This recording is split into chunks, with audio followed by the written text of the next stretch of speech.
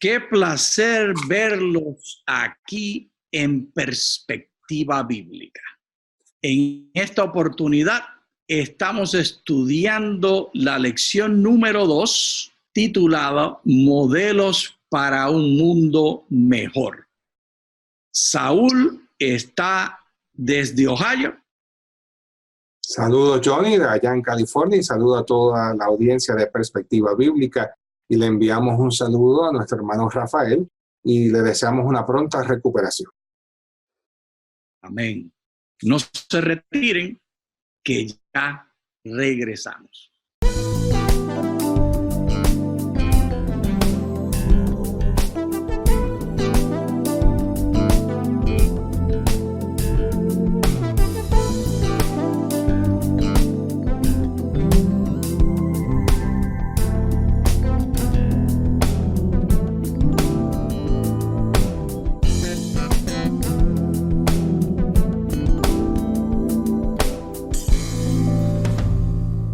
Bienvenidos nuevamente a nuestra lección número 2 de este tema tan importante de los necesitados. ¿Nos diriges en oración, Saúl? Claro que sí. Nuestro Dios y Padre, te damos gracias porque en tu misericordia nos permites estudiar tu palabra para aprender más acerca de nuestro deber para con nuestro prójimo. Pedimos la dirección de tu Espíritu Santo, no solo para comprender tu palabra, sino para ponerla por práctica en nuestras vidas. Bendice al hermano Rafael y dale una pronta recuperación. En el nombre de Jesús lo pedimos todo. Amén. Amén. Amén. Entonces comenzamos con el Salmo 103 y leeremos varios versos. Yo voy comenzando y entonces tú sigues, Saúl. Bendice, oh alma mía, al Señor y no olvides ninguno de sus beneficios. Él es quien perdona todas tus iniquidades, el que sana todas tus dolencias. El que rescata del hoyo tu vida, el que te corona de favores y de misericordia, el que sacia con bien tus anhelos, de modo que te rejuvenezcas como el águila. El Señor es quien hace justicia y derecho a todos los que padecen violencia. ¿Cómo es esto, Saúl? Es un texto muy interesante. Habría mucho que decir, pero esta última parte, el versículo 6, Él es el que hace justicia y derecho a los que padecen violencia. Es decir, el Señor está interesado, Dios está interesado en aquellos que están siendo oprimidos, siendo víctimas de crímenes o marginalizados por los diversos poderes de este mundo. El gran énfasis de la Biblia es revelar el carácter de Dios y al mismo tiempo darnos a conocer su gran misericordia y su gracia, no solo hacia los cristianos cuando las cosas andan bien, sino a todo aquel que sufre necesidad, persecución, opresión o violencia. Todo esto que estamos conversando es parte de la teología y el segmento de la teología que se llama teodicea. Y esto se refiere a la responsabilidad sobre los desastres y el sufrimiento, particularmente de aquellos que son inocentes, como los niños que sufren ataques de cualquier tipo en este mundo, ya sea violaciones sexuales y ataques de la naturaleza, que son dos cosas muy diferentes, y Dios es capaz de evitar que ocurran las dos. Él podría evitar, y si lo quiere lo hace, y en ocasiones lo hace, parar el desastre natural, ya sea un terremoto que mata a un niño, o parar al violentador criminal que viene a violar a un niño. ¿Puede Dios detener estos dos? Claro. La pregunta que nos tenemos que hacer y que se ha hecho el mundo cristiano en general y los pensadores, ¿por qué no siempre lo hace? ¿Por qué? Y eso es parte de los misterios que tal vez de este lado de la eternidad no podemos entender, no podemos comprender. Es una limitación humana. Pero sí podemos saber que Dios sí se compadece de todos estos individuos. Hay personas que piensan que Dios no ve las necesidades o que Dios es indiferente al dolor o a los sufrimientos de algunos individuos. Sin embargo, la Biblia nos presenta algo muy distinto. Nos presenta a un Dios que ve, que oye, que se compadece de nuestras necesidades. Y es aquí que vamos entonces al próximo texto. Éxodo capítulo 3, vamos a leer los versos del 4 al 10. Cuando el Señor vio que Moisés se acercaba para observar mejor, Dios lo llamó desde el medio de la zarza. Moisés, Moisés. Aquí estoy, respondió él. No te acerques más, le advirtió el Señor. Quítate las sandalias porque estás pisando tierra santa. Yo soy el Dios de tu padre y el Dios de Abraham, el Dios de Isaac y el Dios de Jacob. Cuando Moisés oyó esto, se cubrió el rostro porque tenía miedo de mirar a Dios. Luego el Señor le dijo, ciertamente he visto la opresión que sufre mi pueblo. He oído sus gritos de angustia a causa de la crueldad de sus capataces. Estoy al tanto de sus sufrimientos. Por eso he descendido para rescatarlos del poder de los egipcios y sacarlos de Egipto y llevarlos a una tierra fértil y espaciosa. Mira, el clamor de los israelitas me ha llegado y he visto con cuánta crueldad abusan de ellos los egipcios. Ahora ve, porque te envío al faraón. Tú vas a sacar de Egipto a mi pueblo Israel. Qué palabras tan pesadas, Saúl. Pero notemos que aquí hay una danza. Porque por un lado está diciendo que Dios es el que ha visto y que Dios es el que los va a sacar. Pero en vez de él enviarle un telegrama o enviarle un correo electrónico o hablarle desde el cielo moviendo las nubes, Faraón deja salir a mi pueblo. En vez de hacer nada de eso, ¿qué es lo que hace? Le manda a un hombre, Moisés. Entonces, no solamente Moisés, estamos hablando de que Moisés era un esclavo que fue príncipe, que fue asesino, que luego fue fugitivo, que luego fue pastor de ovejas. Es decir, un hombre que tal vez había pasado por una serie de experiencias difíciles, dolorosas, de pérdida, de sufrimiento, de errores cometidos en su vida. Y es a este hombre a quien Dios le dice, no, viejito ya, 80 años, tú eres mi instrumento para sacar a mi pueblo de Egipto.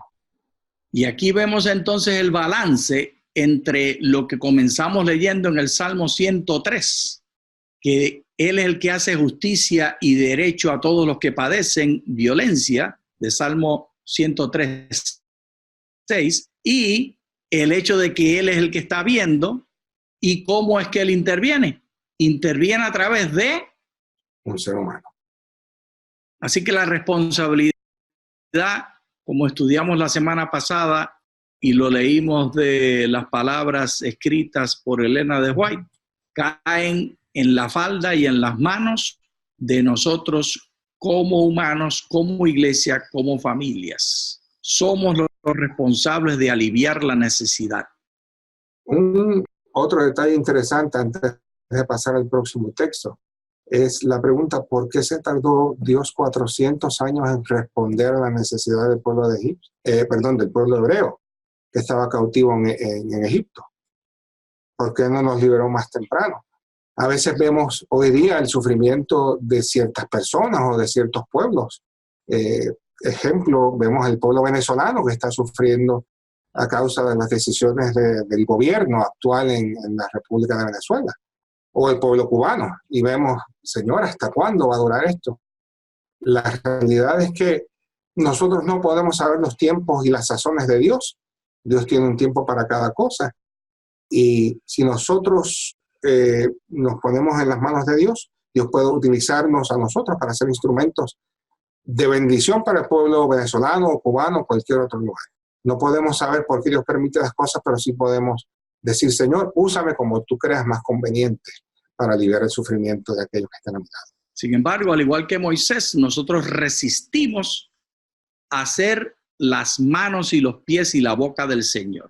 Moisés dijo, no, que yo soy tartamudo, tal vez hubiera dicho sordomudo si le dan la oportunidad, pero que yo soy tartamudo, que yo no puedo, que búscate a otro, y eso lo hizo Moisés y lo hace. No sé, Saúl, a lo mejor tú no lo haces. No, a veces todos nos resistimos, yo también me he resistido muchas veces Pero como decimos allá en nuestra tierra, ambos somos de Puerto Rico, a veces el Señor nos da un cocotazo, ¿verdad? Para que aprendamos, y no, es a ti que quiero. Y en el caso de Moisés, por ejemplo, tenemos en Éxodo 3, 17 al 22, y he dicho, yo sacaré de la aflicción de Egipto a una tierra que fluye leche y miel, y oirán tu voz, e irás tú y los ancianos de Israel al rey de Egipto, y le diréis, Jehová, el Dios de los hebreos, nos ha encontrado. Por tanto, nosotros iremos ahora camino de 3 días por el desierto para que ofrezcamos sacrificios a Jehová nuestro Dios. mas yo sé que el rey de Egipto no os dejará ir, sino por mano fuerte. Pero yo extenderé mi mano e heriré a Egipto con todas mis maravillas que haré en él. Entonces os dejará ir. Y yo daré a este pueblo gracia en los ojos de los egipcios, para que cuando salgáis no vayáis con las manos vacías. Sino que pedirá cada mujer a su vecina y a su huésped alhajas de plata, alhajas de oro y vestidos, los cuales pondréis sobre vuestros hijos y vuestras hijas, y despojaréis a Egipto. Lo interesante del texto que acabamos de leer es que dice, primero le dice, irás tú y los ancianos. Y luego le dice, y yo haré. Ah, Es decir, Moisés y los ancianos tenían una responsabilidad de ir. Y cuando ellos fueron, entonces Dios hizo a través de los ancianos, a través de Moisés, un despliegue de su poder para mostrarle a Egipto, en este caso el poder opresor, que él era Dios, el verdadero Dios, y que él iba a sacar a su pueblo con mano fuerte y poderosa de la esclavitud y de la opresión en que estaba. y nosotros pensamos que esa opresión de Egipto es un modelo y un ejemplo, y ciertamente lo es. Uh-huh. Pero no hay que ir a África, y Egipto está en África. No hay que ir a África para encontrar personas que tienen necesidad. En mi vecindario, en mi país, en la frontera entre México y Estados Unidos, en estos momentos está saliendo en las noticias la gran necesidad que tienen estos refugiados que vienen pidiendo asilo, que es parte de las opciones que tienen internacionalmente reconocidas y legalmente en Estados Unidos. Sin embargo, no se les está dando el mismo privilegio que anteriormente habían ofrecido los que reciben a los inmigrantes en la frontera. Y la responsabilidad no es ir a África. Uh-huh. A Moisés se le dijo a dónde ir. Y ya Dios nos dijo, o es que yo tengo que esperar una visión. ¿Cómo es eso? Espérate. La única visión que tenemos que esperar es la de un necesitado que esté en cualquier lugar cerca de nosotros. Mencionas la situación de la frontera aquí en Estados Unidos, pero igual, aquellos que vivimos en estados más al norte no tenemos que ir a la frontera. En nuestro vecindario, en nuestra propia iglesia a veces, hay necesidades, hermanos que pasan por momentos difíciles, enfermedades, angustias, necesidades económicas, problemas emocionales. Hay necesidad en todas partes. Lo que hay que tener es un corazón dispuesto a ayudar y ojos abiertos para poder ver la necesidad de aquellos que están a nuestro lado. Y esto es lo que está codificado en la Escritura, Deuteronomios 4, del 5 al 8. Mirad, yo os he enseñado estatutos y decretos como Jehová me mandó, para que hagáis así en medio de la tierra en la cual entraréis para tomar posesión de ella. Guardadlos, pues, y ponedlos por obra, porque esta es vuestra sabiduría y vuestra inteligencia ante los ojos de los pueblos, los cuales oirán todos estos estatutos y dirán, ciertamente pueblo sabio y entendido, nación grande es esta. Porque qué nación grande hay que tenga dioses tan cercano a ellos, como lo está Jehová nuestro Dios en todo cuanto le pedimos. ¿Y qué nación grande hay que tenga estatutos y juicios justos, como es toda esta ley que yo pongo hoy delante de vosotros? A los adventistas del séptimo día nos encantan las leyes y los estatutos, y están puestos allí para regir la manera de tratar particularmente a nuestros vecinos y a todos los que están alrededor nuestro con necesidad. Exactamente. Deuteronomio 15, 7 al 11. Cuando haya en medio de ti menesteroso alguno de tus hermanos en alguna de tus ciudades, en la tierra que Jehová tu Dios te da, no endurecerás tu corazón. Ni cerrarás tu mano contra tu hermano pobre, sino abrirás a él tu mano liberalmente y en efecto le prestarás lo que necesite. Guárdate de tener en tu corazón pensamiento perverso, diciendo, cerca está el año séptimo, el de remisión, y mires con malos ojos a tu hermano menesteroso para no darle, porque él podrá clamar contra ti a Jehová y se te contará por pecado. Wow.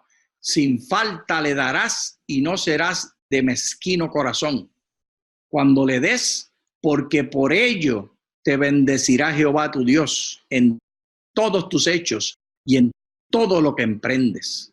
Porque no faltarán menesterosos en medio de la tierra. Por eso yo te mando diciendo, abrirás tu mano a tu hermano, al pobre y al menesteroso en tu tierra. Pero entonces, Saúl, cuando yo tengo ganancias en mi trabajo y después de pagar todas mis deudas, me quedan $100, digamos, para usar una medida, y ya devolví diezmos y ofrendas y pagué el agua y la luz y todo lo demás y me quedaron $100, entonces en las prioridades no está guardar para el futuro y tener un poquito más para el retiro, sino que tengo que darlo para los que tienen necesidad.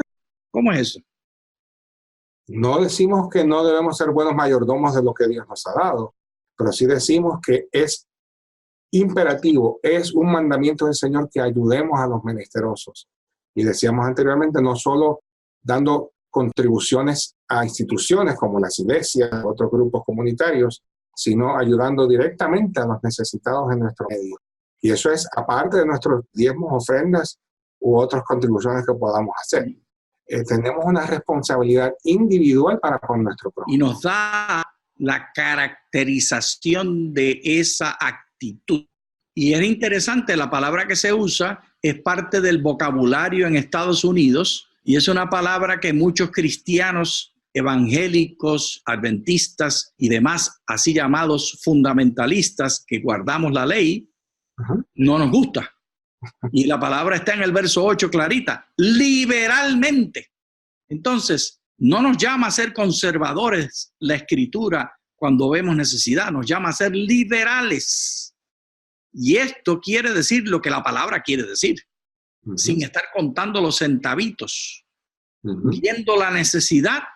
Y para eso fue que Dios nos dio la ganancia que hemos tenido. Los $100 que me tocan, después de hacer todas mis partes, contribuir al seguro social, para mi jubilación, no son para que yo ponga más para la jubilación, son primordialmente para que yo atienda las necesidades de los que están alrededor mío.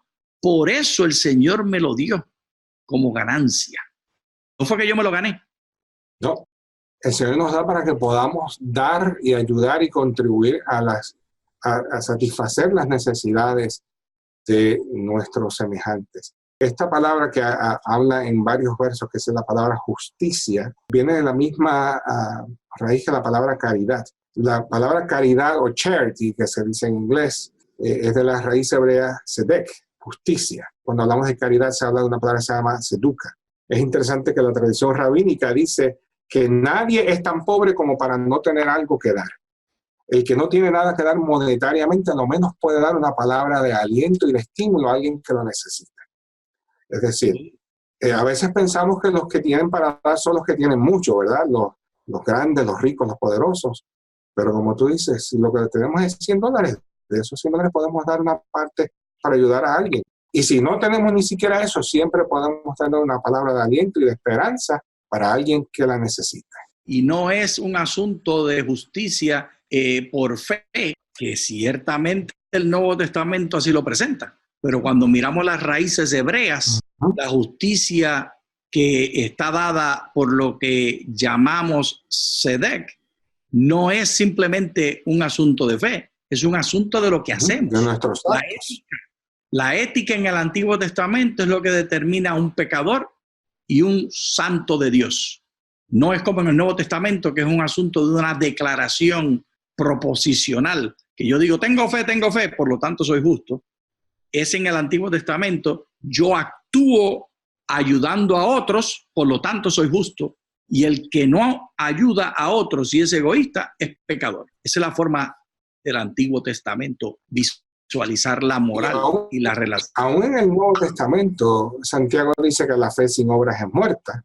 Y también Santiago dice que la verdadera religión pura y sin mancha es visitar a los huérfanos y a las viudas en sus necesidades. Es decir, las declaraciones intelectuales de fe no es que sean malas, son insuficientes.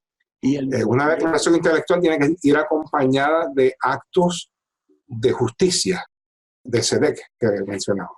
Leemos ahora en Ageos el capítulo 2 y el verso 8. Mía es la plata y mío es el oro, dice Jehová de los ejércitos. ¿Cómo es la cosa, Saúl? No es que yo me lo gané corrigiendo todos los papeles de los estudiantes, aunque decían cosas que eran incompletas o incorrectas y yo tenía que tener paciencia. Y no, yo no me lo gané. ¿De quién es el salario? El salario nuestro es de Dios. Nosotros solamente utilizamos lo que Dios nos da para nuestro beneficio y para el beneficio de nuestros semejantes. Esto es una piedra pesada de teología, Saúl. Esto no es fácil de cargarlo. Porque si yo declaro eso y de verdad lo creo, mi responsabilidad se multiplica 100%. No, y es que si lo vemos de esta forma, entonces el ayudar a los necesitados no es una opción, es una obligación, es un deber cristiano. No lo hacemos por méritos o recompensas que podamos tener o porque la gente nos mire o por nada. Es simplemente nuestra obligación para con Dios el poder ayudar con los recursos que Él nos ha provisto a aquellos que tienen menos que nosotros. Y los recursos que, aunque provistos a nosotros y esté mi nombre en la cuenta y el nombre de mi esposa en la cuenta, no son míos, no son de Clara, son del Señor.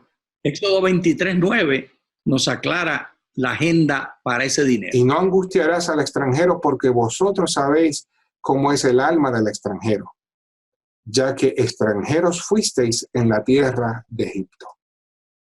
Wow, wow. Entonces, lo que está ocurriendo en las fronteras, ya sea entre Colombia y Venezuela, entre México y Estados Unidos, en la frontera del mar Mediterráneo, de los que vienen de Libia, en barcos de refugiados y llegan a Italia, etcétera, etcétera, etcétera. Esos extranjeros, ¿de eso está hablando aquí? De esos extranjeros. Y de tantos otros, inclusive tal vez, estamos hablando de casos de refugiados políticos, pero vamos a hablar también del inmigrante que llega a este país por medios legales, podemos decir, no necesariamente de refugiados políticos o personas que entren por otros medios. Simplemente el que viene a este país, que es un inmigrante, mostrarle nuestra caridad, nuestra disposición, nuestra amistad, nuestra disposición de ayudar. A veces nosotros hemos perdido de vista que, y lo digo porque yo llevo ya viviendo acá de este lado de los Estados Unidos ya 20 años, a veces se nos olvida el que acaba de llegar, que no entiende la cultura, que no entiende bien el idioma, que no sabe a qué agencia ir o cómo es que se tramitan ciertos trámites. Ayudar en todo lo que nos sea posible, monetariamente, emocionalmente, con nuestra amistad, etc. Tenemos una responsabilidad para con nuestro prójimo.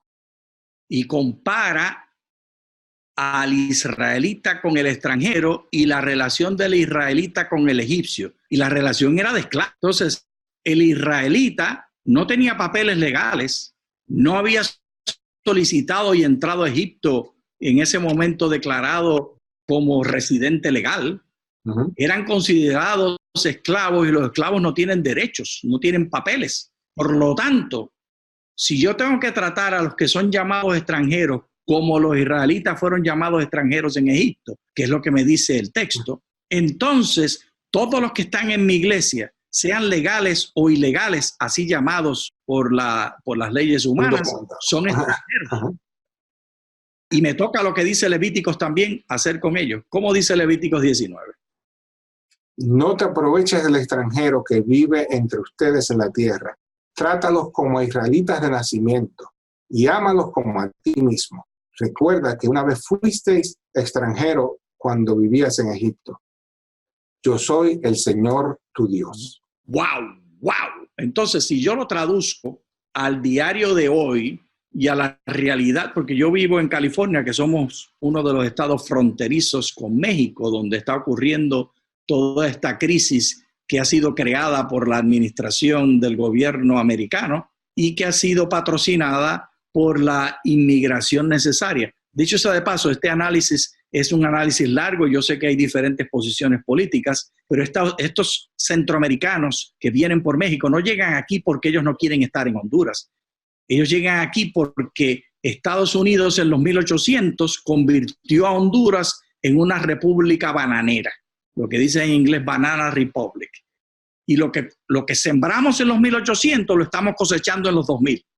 Ahora vienen de regreso para acá porque la inestabilidad y la una y otra vez que invadimos y sacamos a los gobiernos demócratas trajeron esa inestabilidad y le enviamos las gangas que fueron criadas en las cárceles de Los Ángeles, se las enviamos para allá y ahora ellos regresan a nosotros. Pero aparte de todo eso, nos dice la Escritura que mi responsabilidad es recibirlo como ciudadanos.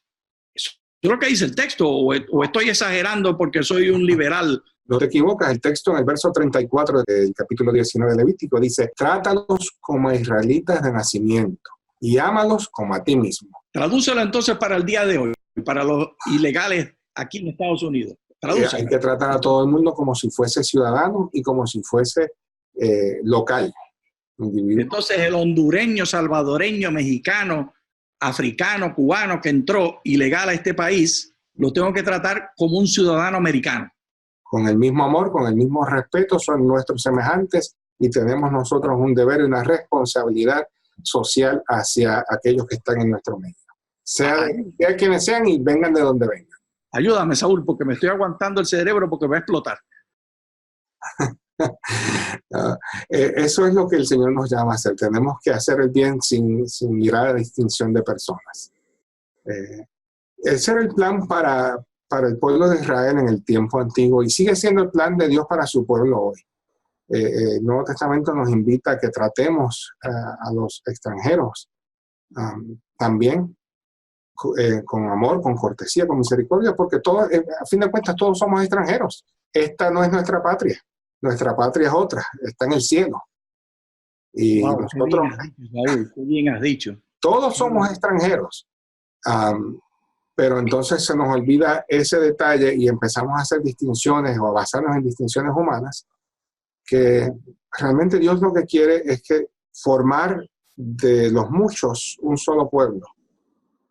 Y yo me enfoqué en la realidad que estoy viviendo yo acá. Pero no hay que ser americano y tener ciudadanía americana y vivir en Pasadena o en Dayton o en Ohio, donde quiera que estemos, en Estados Unidos. Yo puedo ser inclusive un cubano viviendo en La Habana y tengo refugiados que vienen de otras partes que la situación está peor aún.